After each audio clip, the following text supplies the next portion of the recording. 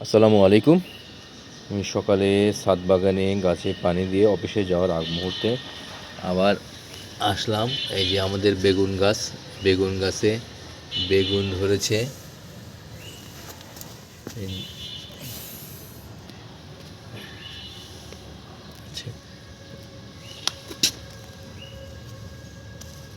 বেগুন ধরেছে।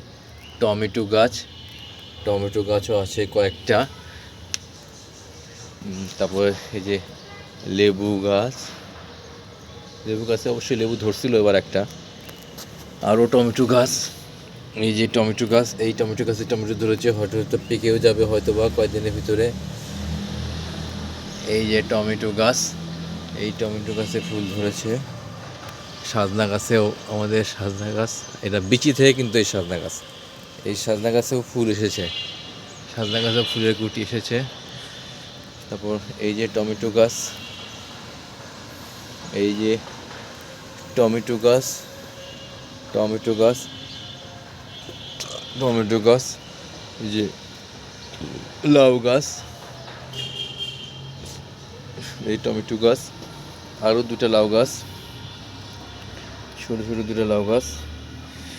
এই লাউ গাছটা এদিকে দিতে হবে, যাতে গাছটা যাতে এদিক দিয়ে বেড়ে উঠতে পারে।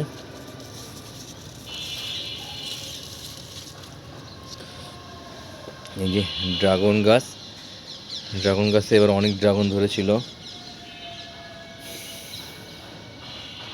অনেক ড্রাগন ধরেছিল।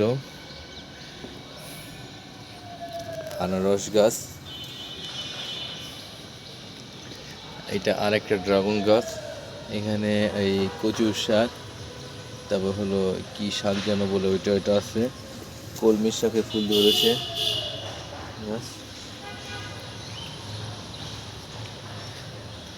সবগুলা গাছে সকালে পানি দিয়ে,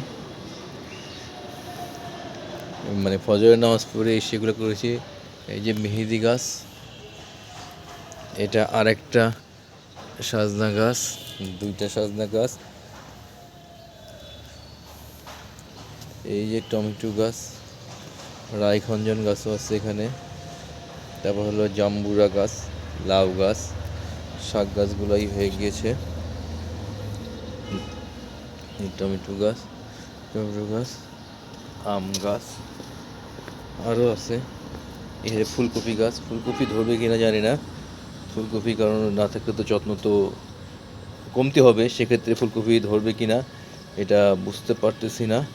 যাক, আরও ড্রাগন গাছ, ফুল গাছ, এই যে আর একটা মেহেদি গাছ। যাক,